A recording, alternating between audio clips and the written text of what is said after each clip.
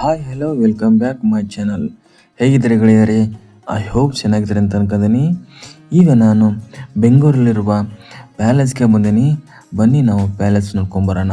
ಹಾಗೆ ಫ್ರೆಂಡ್ಸ್, ನನ್ನ ಚಾನಲ್ಗೆ ಹೊಸಬ್ರು ಆಗಿದ್ದರೆ ದಯವಿಟ್ಟು ನನ್ನ ಚಾನಲ್ ಸಬ್ಸ್ಕ್ರೈಬ್ ಮಾಡಿಕೊಳ್ಳಿ. ನಾನು ಮಾಡುವಂಥ ಎಲ್ಲ ವಿಡಿಯೋಗಳು ನಿಮಗೆ ನೋಟಿಫಿಕೇಶನ್ ಬರುತ್ತೆ. ಈ ಪ್ಯಾಲೇಸ್ ಎಲ್ಲಿ ಬರುತ್ತಂದರೆ ಸದಾಶಿವನಗರ ಮತ್ತು ಜಯಮಲ್ ಮಧ್ಯದ ನಗರದ ಹೃದಯ ಭಾಗವಾದ ಪ್ಯಾಲೇಸ್ ಗಾರ್ಡನ್ನಲ್ಲಿ ನಿರ್ಮಾಣ ಮಾಡಲಾಗಿದೆ. ಈ ಕಟ್ಟಡದ ನಿರ್ಮಾಣದ ಹಿಂದಿನ ಉದ್ದೇಶ ಅಂದಿನ ಇಂಗ್ಲೆಂಡಿನ ವಿನ್ಸರ್ ಕ್ಯಾಸಲ್ ಹಾಗೆ ನಿರ್ಮಿಸಬೇಕೆಂದಿತ್ತು.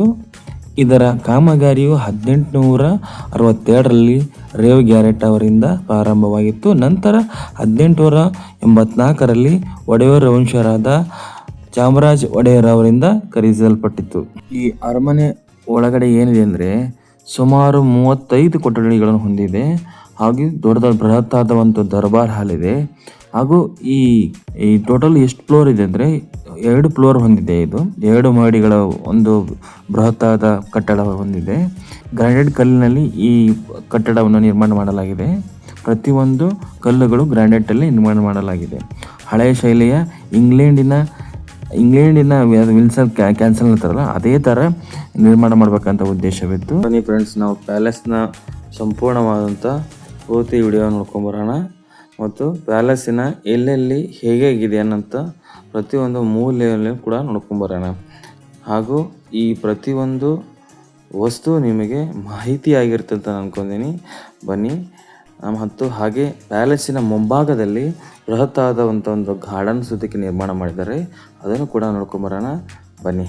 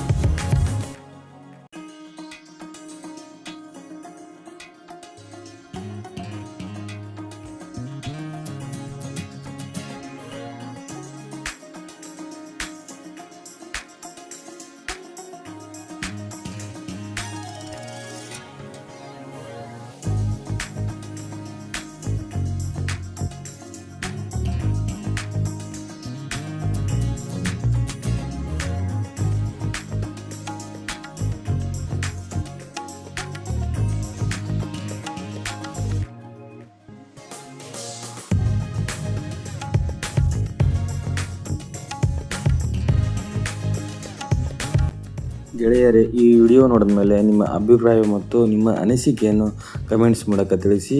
ಹಾಗೆ ಲೈಕ್ ಮಾಡಿ, ಶೇರ್ ಮಾಡಿ, ಹಾಗೆ ನನ್ನ ಚಾನಲ್ನ ಸಬ್ಸ್ಕ್ರೈಬ್ ಮಾಡೋದನ್ನು ಮರಿಬೇಡಿ ಫ್ರೆಂಡ್ಸ್. ಧನ್ಯವಾದಗಳು ಫ್ರೆಂಡ್ಸ್.